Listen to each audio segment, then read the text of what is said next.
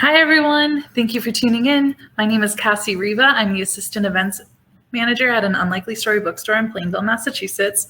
Before we start, here's a couple technical tips for you. If you have any trouble with your video or audio, refresh your page or log out and log back in using Google Chrome as your browser.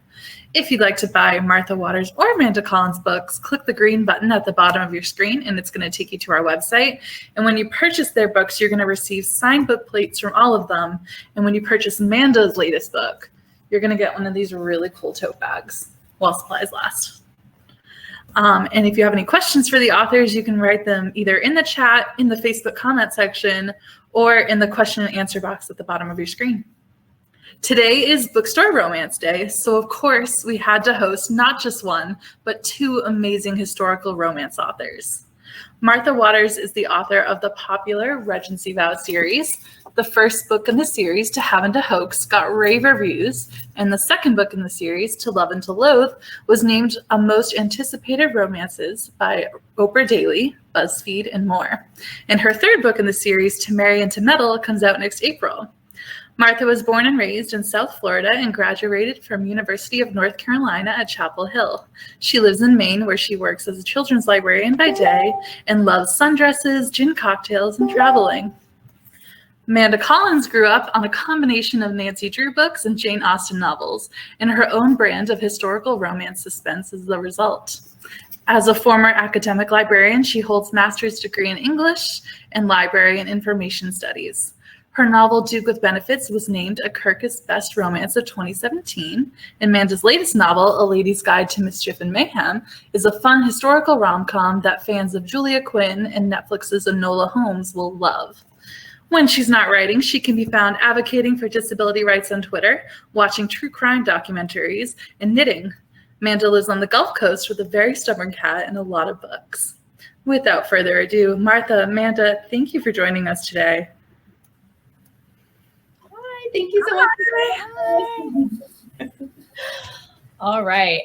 Manda, do you think we should start by just sort of briefly kind of giving a pitch for both of our books/series for readers who might be unfamiliar with us? Sounds good to me. All right. I can go first and attempt to be somewhat concise. So my most recent book is To Love and to Loathe, which is a Regency rom-com set at a country house party. And it's basically a frenemies with benefits type arrangement where the hero gets some unflattering feedback in the bedroom and so strikes a deal with the heroine to have a no strings attached affair and get some honest feedback. They've also recently made a bet about whether he will be married within a year or not. She's betting yes, so that comes into play as well. And spoiler alert, things do not all go according to plan. Excellent. Okay, Manda Collins. This is my latest book. It is A Lady's Guide to Mischief and Mayhem. It is a series that is very loosely based, like incredibly loosely based on My Favorite Murder. But it's like if My Favorite Murder were set in the Victorian era and instead of a podcast, it was a newspaper column. And instead of Karen and Georgia, it was Kate and Caro.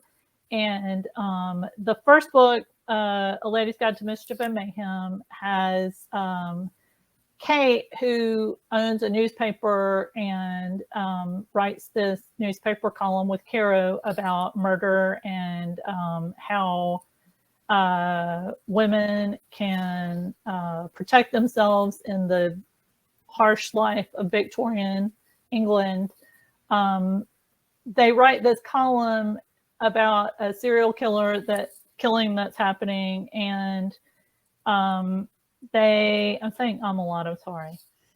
Anyway, she butts head with the policeman who is investigating the murders, and of course they end up having to try to solve the mysteries together and fall in love in the process. And the second book, I was going to say, I read the first one. I've not read the second one yet, which is not out. But I was going to say, it is like the best, like most perfect blend of two genres I think I've ever read. Like, I feel like it is equally a mystery and a romance, which is very rare for one to not. I don't know. It was just, I was so impressed at how well like balanced the elements of it were. So I feel like it would appeal really widely to either romance or mystery fans. Thank you, Martha. That means a lot. I also enjoy your books, and they made me LOL many times. One about the theater owner and the sort of down on her luck heroine. And if you want to slip me an early copy, that would be awesome. Once they exist, I can make that. I literally just finished line edits like on Sunday. So okay. All right, I'll give you some time. It's not even been copy edited yet. It's been quite a journey, but I'm excited for everyone to read it soon. Hopefully. Yeah. I'm just saying they're really good, you guys. If you like pitch perfect historical romance that is funny and sexy, you're gonna like Martha's books. They're good stuff. Well, I cut you off. Can you tell us a little bit about what's coming in book 2? Because I've been very excited about this one since I read the first one, because I was pretty sure about who the next one was going to be about. Yes. You confirmed my suspicions on Twitter, Yes. and I'm really excited. So Okay. Please give us a little preview.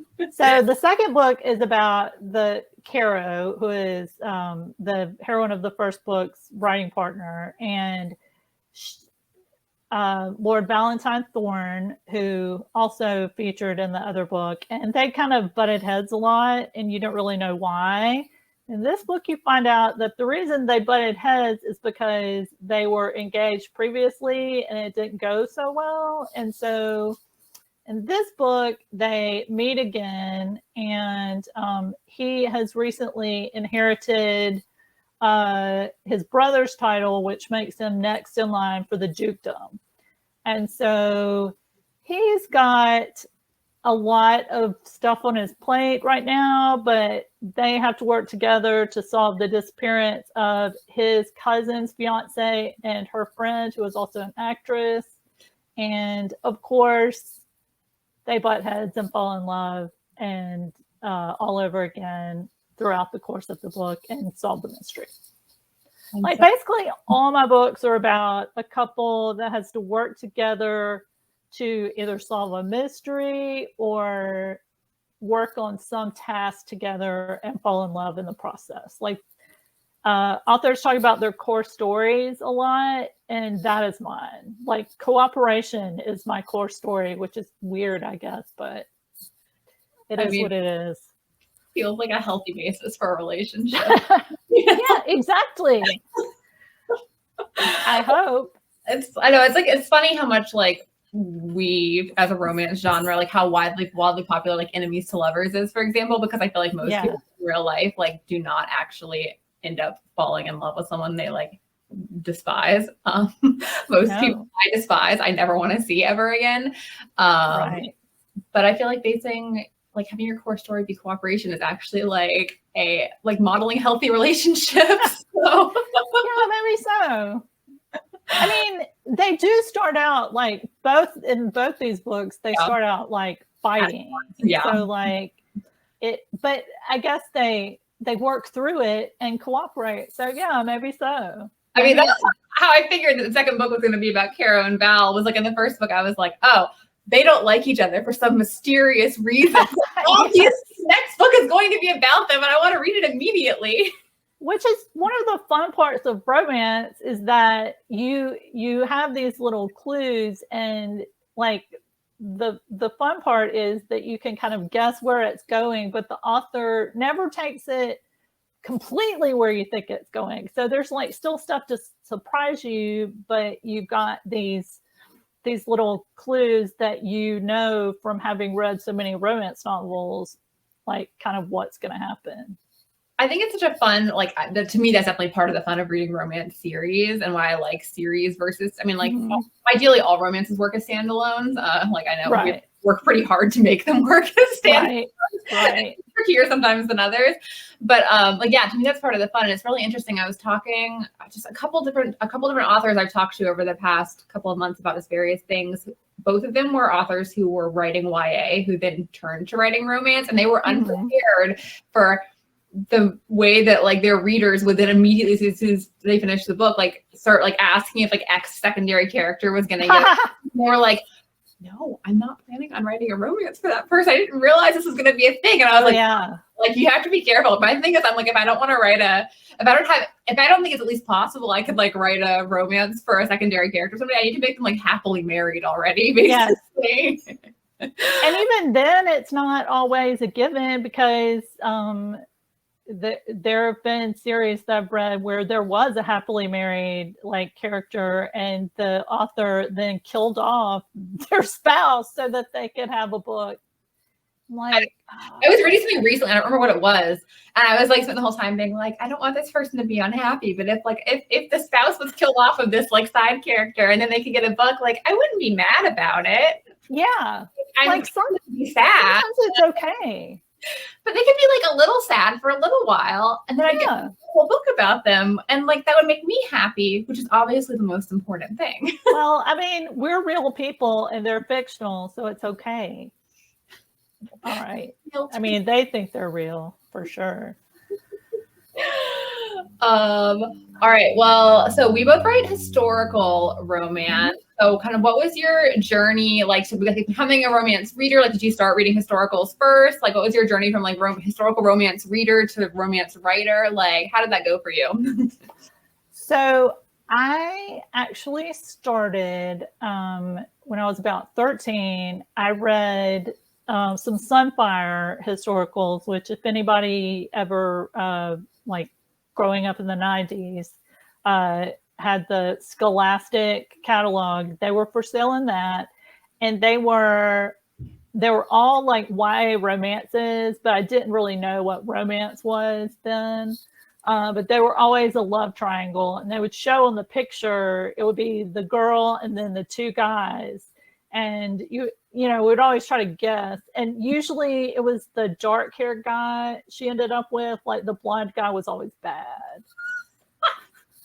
And so so I was reading those, and then I read Jane Austen, and I fell in love with Jane Austen, and I was looking for more Jane Austen, but I mean, I was 13, so I didn't really know about like books. I mean, I knew about books, but I didn't know, like, basically I went into a bookstore, I was looking for something like Jane Austen, and I discovered a Marion Chesney Regency romance. And I thought, oh, well, this looks like the same time period as Jane Austen, so this will be exactly the same. It was not the same. And to my 13-year-old self, I thought it was very risque. Now I would say any 13-year-old now would laugh at this and say, this is not risque at all. What were you thinking? But so that got me started on the journey of reading a bunch of Regency romances. And then I've escalated to the big historical romances. And so I've just been reading ever since. I mean, I read all kinds of stuff now. And then when I was in college, I started dabbling. I took a how to write a romance novel course at the local college. I went to one college, and this was at the other college, and it was like a community studies course, and I started writing a Regency. And then the next year I had some like life stuff happened. Then I ended up going to graduate school in English, and that, if you don't know, that if you have any aspirations to write romance, academia will try to beat it out of you. And they succeeded for a while, but I kept reading on the side. And so eventually I entered the Avon Fanlit competition about 10 years ago. And that taught me like how to write to a schedule. And the next year I got an agent, and then next year that first book didn't sell, and then the second book sold. So, but it was a long time. So how about you? So interesting. Go ahead. Well, it's like hearing you talk about like becoming a romance reader. Like I feel like I came to it so late, because a lot of people I know, like I hear so many authors talk about, like stealing them off their mom or grandma's like bookshelf, thing like as like 13-year-olds, whereas I have always loved England. I loved Austen. I loved like Georgette Heyer and all that kind of stuff. I did not romance novels until I was in library school. I took a popular materials class, and we read a different genre each week. And so I wanted to read Regency the week we did romance because I was like, I'll be like, I love all things British old-timey. And I happened to pick a Julia Quinn one, and my boss at the library where I was interning at the time, I knew she was a romance reader, and I was like, oh, is this author good? She's like, oh yeah, she's great. Like that's a good person to start with. Right. So I read I think it was the third book in Julia Quinn's Bevelstoke trilogy was my gateway novel, and I was like, whoa, this is hilarious. And so then I went and read the rest of that trilogy. Then I read all 8 Bridgerton books, and then I read an entire backlist in the space of like a month. And then I read all of Eloisa James, all of Sarah MacLean.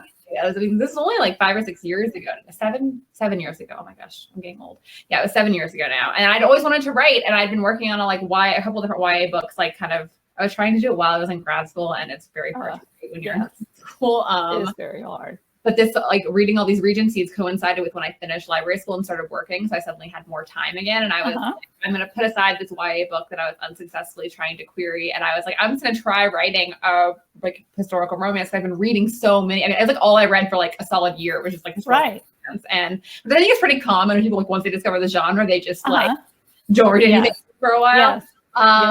So the next year I started writing the book that would become To Have and to Hoax. It was the first time I'd ever tried writing a book for adults. It was the first time I'd ever tried writing romance, and it ended up getting me an agent, and then it sold, and here I am, and I love it. It's because I realized that my favorite part of when I was trying to write YA, my favorite part was just writing the characters sitting around bantering with each other. But I was like, that eventually there's only so much of that you could have and I needed more I'm trying to write YA fantasy. So I was like, I wanted to have banter for 80% and then 20% plot, which doesn't work in YA fantasy. But with romance, I was like, wow, you can really write a lot of people just sitting around talking to each other. And that's all I want to write. No, it's the best.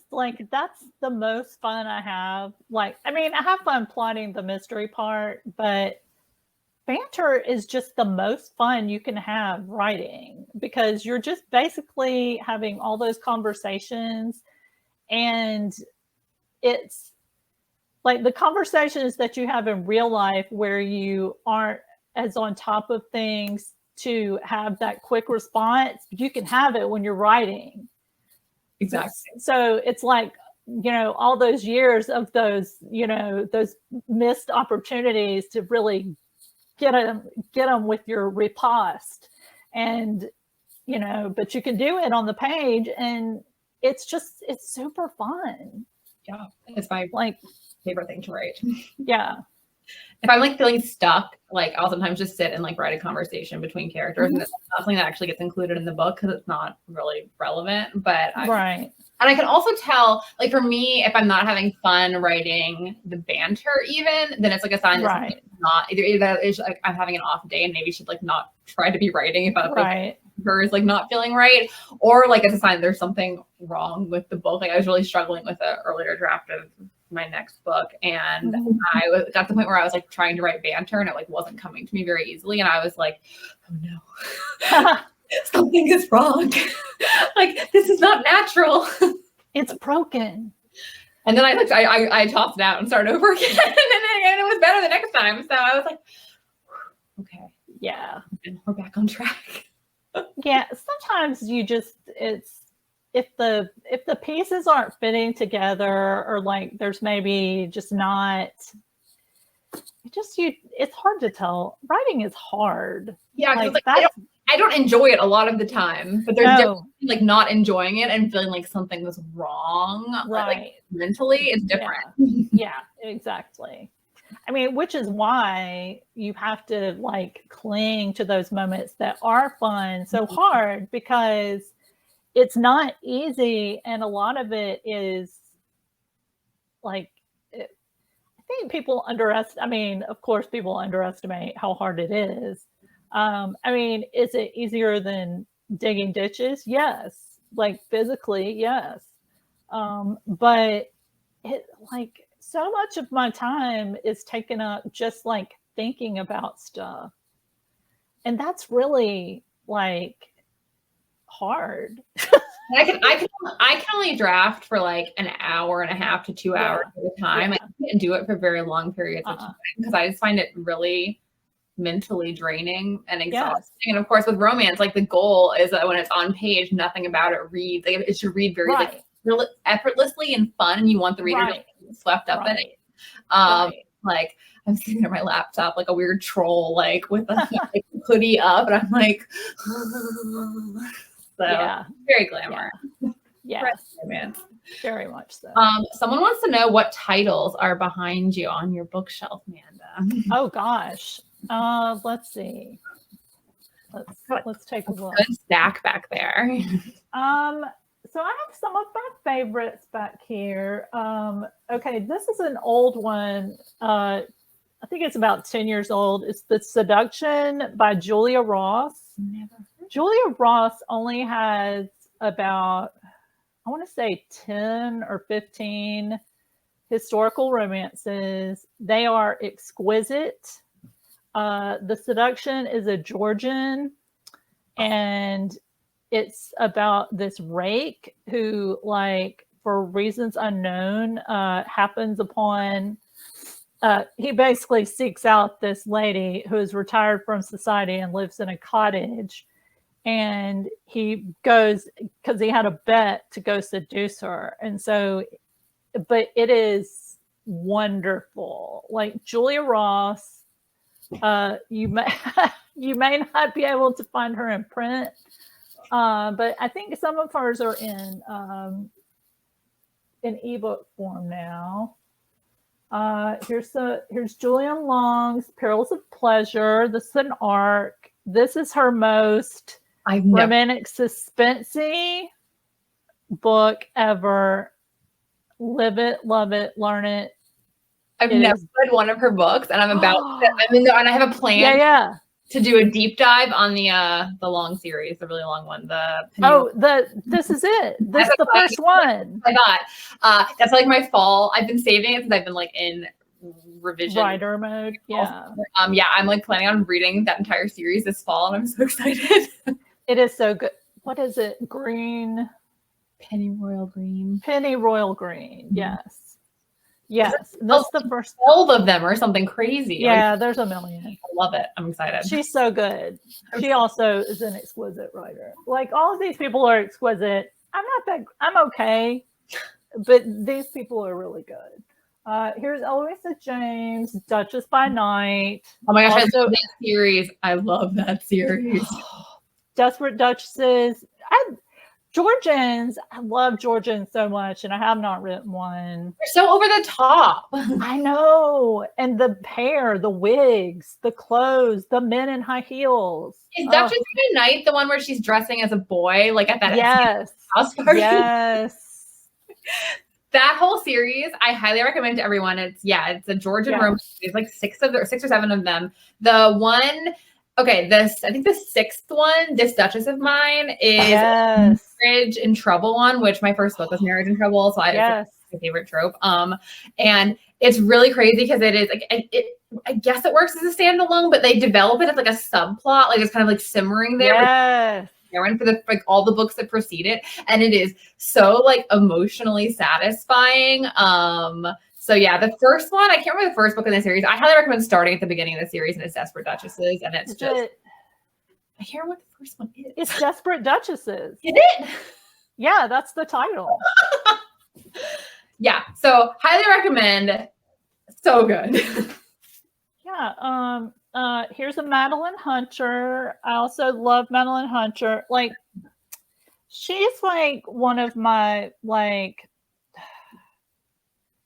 she always has a mystery plot in her romances, and they're funny, but they're kind of low. They're not Julia Quinn funny. They're like low key funny, but she's like old school, and I love her.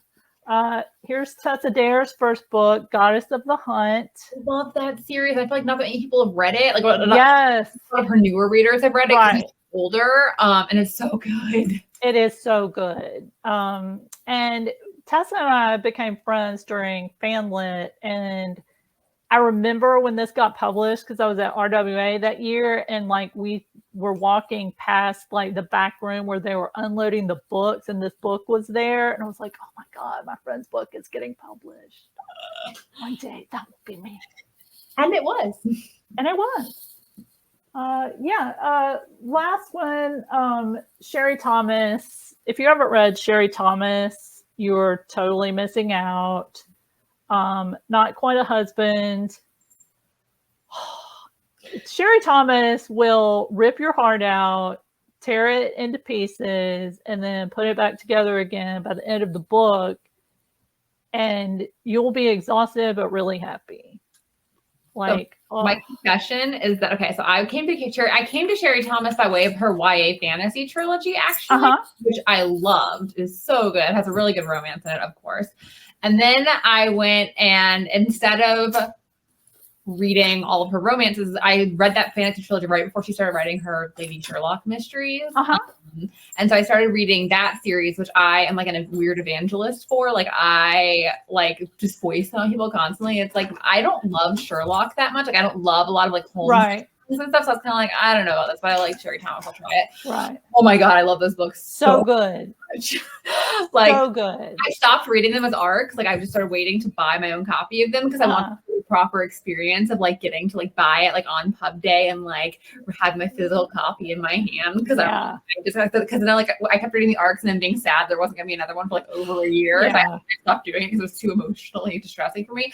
I still have not read any of her romances because I've been saving them as like my like great glass. Part of it is that they're supposed to be really, really angsty, and so I was like, I have to be in like a certain emotional. And part of it is because I know they're gonna be so good that it's one of those like I'm like, I don't want to read them because then it'll be over and I won't have this like because I have a like treasure chest of like Sherry Thomas books waiting for me.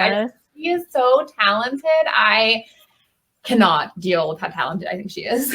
It's amazing. Like, and I love the Lady Sherlock series too. Actually was late to reading them. I had read her romances and I had not read her mysteries. And then last summer I reread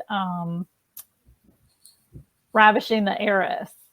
And again, break your heart, tear it apart, stomp on it. And then by the end of the book, you're happy. And then I just, I wanted more Sherry Thomas and I had run out. And so I read the Lady Sherlock series like one after the other. And so now I'm just like eagerly awaiting the next one. And I'm like kind of jealous you read them. I've been thinking I need to reread them because I read them all as they came out and they're so like complicated. And one of the rare mystery series, I don't think they work out of order, which normally mysteries do. Like you can kind of dip in. Those, like, they hold on each other so much. And so each time I start reading one, I'm like, okay, what happened in the last one? So I've been thinking before what is it? Is it the fifth? I don't know, fifth or sixth is coming out. And then like, and I've been thinking I was going to try to reread all the earlier ones. To like actually understand what's happening, but the romantic subplot in that mystery series is incredible. It's so good. I know. I'm verklempt. Like I don't have words. It's so good. And having read them in a row, I can tell you that they read like she just wrote them one after the other all at once, like it was one big book, and she just chopped them into pieces. Which is extraordinary. Like they're so complex and so smart. I don't know how she writes them. Like I don't know how someone's brain works this way. I don't either. I mean, I just wrote the second book in a series, and like even keeping stuff straight from the first book to the second book is hard. First book to fifth book, I just had fits trying to like my third book, To Marry Into Metal, is set in the same universe as the first two, and the two characters have been on page together a lot. Books, which is I feel like it's a rookie author mistake that I will hopefully not make again, having two characters on page together that much for two books before they get their own book.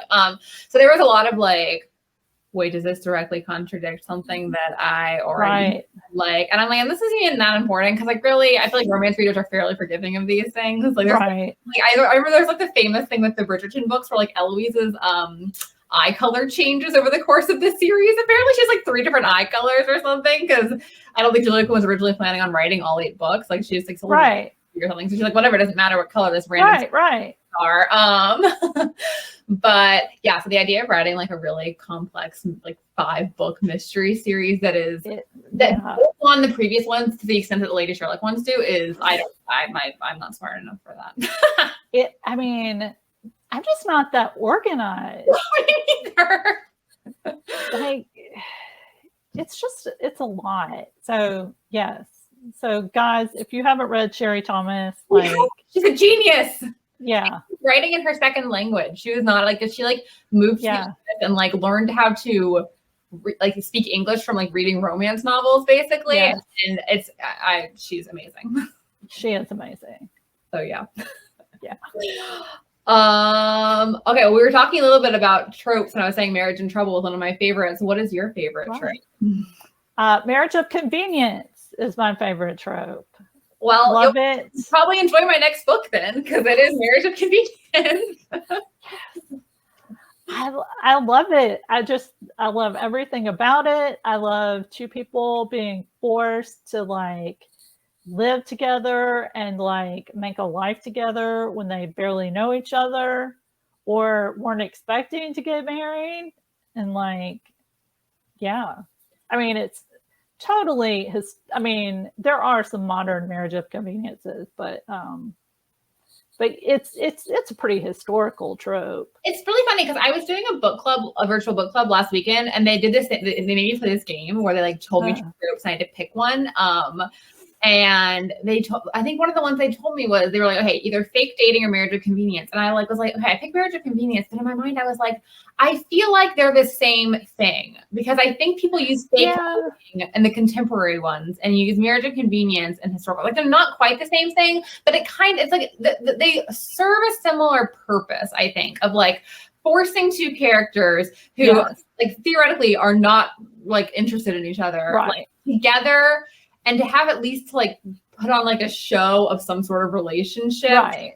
And Marriage of Convenience, I guess they're less invested in like having to like pretend to actually be in love because like that wasn't really necessarily historically. Right. But I feel like the tropes are kind of doing the same thing of just forcing people into like close proximity and like in this sort of like intimate setting of like being in a relationship somehow. Yeah.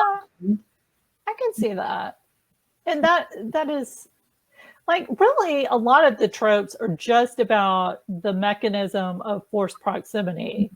So it's like that's what a road romance, you know, like, so it's just the ways that we can find to force these characters to have to spend time together even when they may not want to.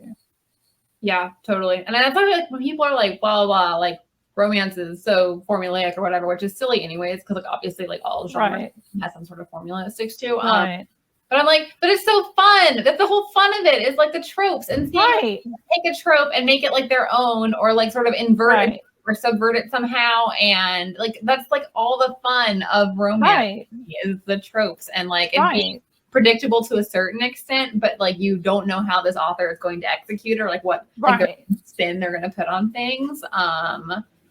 Yeah, but also speaking of Marriage of Convenience, have you read an arc of the new Evie Dunmore book yet? Because that one is Marriage of Convenience. I read it back in like May, and it is one of the best. Like I guess it's almost like it's Marriage of Convenience, but it's almost more like a. I always feel like there should be like a separate category for like it's like they're forced to marry because they were like caught scandalously together. Oh, a compromise marriage. Yeah, I'm like because people sometimes use Marriage of Convenience to like encompass that. Yeah, and I'm like I think they're slightly different things. Like they are true Marriage of Convenience, but like hers is more like they're like compromised and so they have to get married. Right, but it's so good. So highly recommend that one as well. Excellent. I will be on the lookout. Yeah. I love out soonish. Yeah, like next month, I think. Yeah. I think so. Yeah, I love the reason I love like Marriage in Trouble so much is because in the historical, I think it's a nice way because like there's so many like rules governing Yes. stuff in a historical. Yes. It's nice for them to already be married because then they can avoid all the like restrictions on the heroine Yes. that you would encounter otherwise. Yes. And I mean, it's like not a coincidence of my 3 books I've written. I've written A Marriage in Trouble. I've written a heroine who is a widow, so therefore can get away with it. And then my next one is Marriage of Convenience. I get them married like right at the beginning of the book. So I don't have to figure out how someone's going to like escape their chaperone or like sneak out onto a bed with someone or something. And I also like, I enjoy like, you know, ones that are like where the characters have some sort of history already. I really enjoy that in romance novel. So you get that. You get that a lot of times in enemies to lovers, because a lot of times in enemies to lovers, I feel like they're like beef with each other, like predates the beginning of the book a lot of the time. And I always enjoy that because it's like, well, they already have history here, and like good author can convince you that like get you like believing in that history really, really quickly. It makes all of their interaction. I enjoy feeling like a hero and heroine like know each other and like know how to get the other one's number. I think you get that a lot in things like Marriage in Trouble or Enemies to Lovers where there's a lot of backstory or something like that. Well, that's a very Benedict and Beatrice, Much Ado About Nothing vibe. And I like that. I respect it. I also like, I basically banter and bickering. So yeah, we're simpatico, Martha.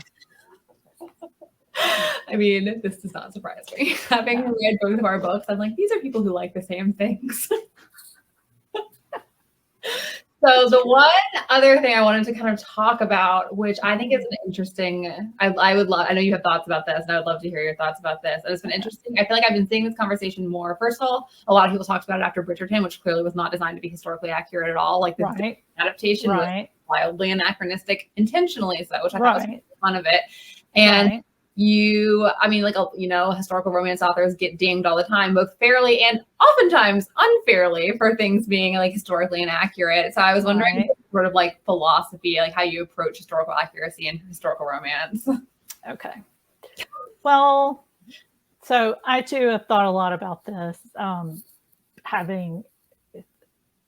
have like 15 books, and all of them have been dinged for historical accuracy for varying degrees of,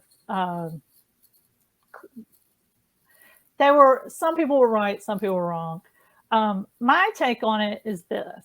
I'm writing a book in 2021. I'm not writing a book for an 1860s audience. I'm not immersed in the 1860s.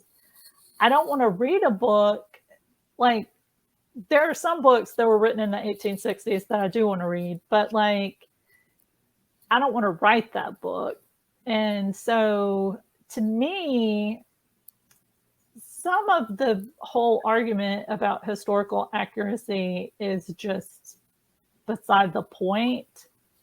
Because nobody wants us to write a truly historically accurate novel. If you're reading a book about a lady who owns a newspaper in Victorian England and writes, you know, columns about crime and, you know, banters with her friend and butts heads with a policeman who bears a striking resemblance to a police officer who may or may not be a podcaster, like, you're not interested in getting the 100% accurate story. Like, so to me, some of it is beside the point. Like, am I going to have an airplane in my book in the 1860s? No, I'm not. Am I going to have heroines who are feminist leaning, who like fight the patriarchy? Yes. Is that historically inaccurate? No, it's not, because there were heroines and women who fought the patriarchy in the Victorian era. And so, like, to me, some of that whole argument, like, I get dinged a lot for modern sounding heroines And like, I just feel like some of that is just people who are like, I could be saying this because they're dating me and I'm always right. But I think probably it's just more the case that some people are looking for a different kind of book than I write. And that's okay. Like, not everybody has to read and love my books. It's fine. But like, I just get frustrated at the A word, anachronism. Mm-hmm. And I recently like went back through my reviews from a publication, we'll say. And every single one of them used the word a form of anachronism in them.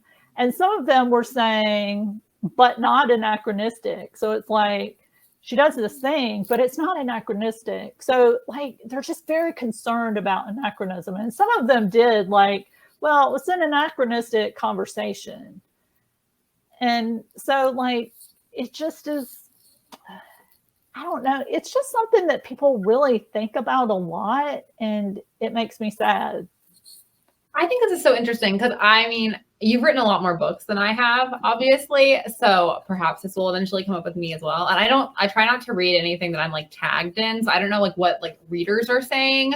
Right. In terms of any of my like trade reviews, I cannot remember ever seeing one mention this. And I'm like, to me, if you read like 2 chapters of one of my books, I think it becomes pretty obvious that I'm not super concerned with like rigid period accuracy. I use the period as like a fun backdrop and to kind of give myself like a fun sandbox with like a set of rules to like kind of flip around. Like it's a fun playground for me. And I just like love everything Regency and I love historical romance. And so it's very much like me wanting to write books that feel like I'm paying tribute to a genre that I really love. Right. Having said that, like my heroes and heroines, I mean, like when I signed with my agent, like her, like the thing she said was like, these are historical romances for people who read contemporary romance. Right. She did having a lot of crossover appeal. And I know I have a lot of readers who generally read contemporaries who are in a tone of historical water. Right. So I don't think I don't get dinged as much on the anachronism. I think because I'm not getting as many like hardcore only reading historical romance readers reading my books, possibly. That is possible. And I will say that mass market historical romance readers are a different breed from the trade. Like I've learned just with this one book and in trade, like it's just a completely different group of readers. And so, but I will say that one of the things I like and appreciate about your books is that they're punchy and fun and light-hearted, but funny and zingy, but they do have an air of verisimilitude. And so like and that's something that's hard to do. Like you do it, you can do it or you can't, but like yours they read like, even though I know that they're written in the 21st century, but they read like, I can see the homage to Austen in them, even though Austen didn't write Marriage in Trouble books, but I can see that in them. And so it kind of doesn't surprise me that you haven't got dinged, because like, but it's a weird thing, and they either pick up on it or they don't. And it could be that like when I'm doing it, it's less smooth, but I don't know, like, I just feel like yours read very, like, yours feel like they can cross over between like different groups of readers easily. You're welcome. That's the hope. Yeah, I think it's an interesting, I feel like people get hung up on it sometimes. Like I know Sarah McLean talks a lot about all the complaints she gets about like the swearing in her books. Yeah. This is literally historically accurate. Yeah. Her concept of historical accuracy is not accurate, clearly. And I mean, I know she does a lot of research for her books, and like, so authors, like, I mean, I feel like it varies a lot. Like I think I'm more on like the Julia Quinn end of the scale of like using the period as a fun backdrop, but not engaging as much with the like actual historical like events of the time. But there's there's a whole spectrum of that, and so many historical romance authors, I'm incredibly impressed by like the research they do, and like really cool bits of like Regency and Victorian history. They kind of like add into their books about like lady scientists or things like that. Right. And I'm sure they get all these complaints like, this is historically accurate. And it's like, oh, actually, would you like to see all this research? This from the like 19th century? Would you? Probably they don't want to. They just want to. Yeah. I mean, and really, it's not necessarily that people have an idea of what they think history is, and so whatever they've learned previously is what they stick to. Right. And it's hard to get away from it. I love this conversation so much. I wanted to point out my favorite thing about historical romance novels is that the covers are very similar. They all have the couple or the woman facing to the side. Yes. To the side.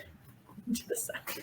Like all of them. It's like a theme. Every time you see your cover, I'm like, that's historical romance. And I love it. It's so cool. No, that's the only thing you're gonna see now. I'm gonna like keep an eye for this. Yeah. If you guys could invite any book character to dinner, who would it be and what would you cook? Yikes. I do not approve of J.K. Rowling and think that she is a kind of a trash human. Having said that, I wanted to be best friends with Hermione Granger since I was like 8 years old. So I would invite Hermione, and I would be scared to cook for her. I'm not a very good cook, and I would be very scared of like poisoning her accidentally. So I'd probably like order pizza or something so that I did not like offend the taste buds of my hero. That's really good. How can I top that? I mean, Anne Elliot from Jane Austen's Persuasion, because this is a terrible thing to say. Oh my gosh. But I feel like Anne Elliot would be like the least judgmental of the Austen characters. And Emma. Well, no, like, Emma would have a lot to say. And I mean, even Lizzie Bennet, like, she would be fine, but she would take away some tidbits to laugh to herself about later. Yeah, exactly. So I feel like Anne Elliot, like, we would be simpatico, and I would just make her some scones and tea and not try to make a whole meal, because like I can cook, but it's not really my thing. I'm much better about writing about a great meal than actually making one. I'd be like, do you want a bowl of cereal? See what's in the freezer. I can make sandwiches. Do you like grilled cheese, Anne Elliot? It's a talent to make a good grilled cheese. It is. It is. All right. Thank you both so much. This was so fun. Click that green button below and order all three of them, because, like, why not? They're so fun, and it'll keep you entertained for the rest of the summer. Martha and Manda have signed book plates. Manda, I forgot to grab your book plate and bring it up here, but here's Martha's. She has one for each. And then I did get the tote bags, so when you order Manda's, you're going to get one of these Forever Publishing tote bags, and they're really cool. And they're very vivid purple, very pretty. I want one of those. You didn't send me one. We'll send you one. Thank you both so much. This was so great. Happy Bookstore Romance Day. Thank you for being here. Thank you everyone for tuning in. Bye.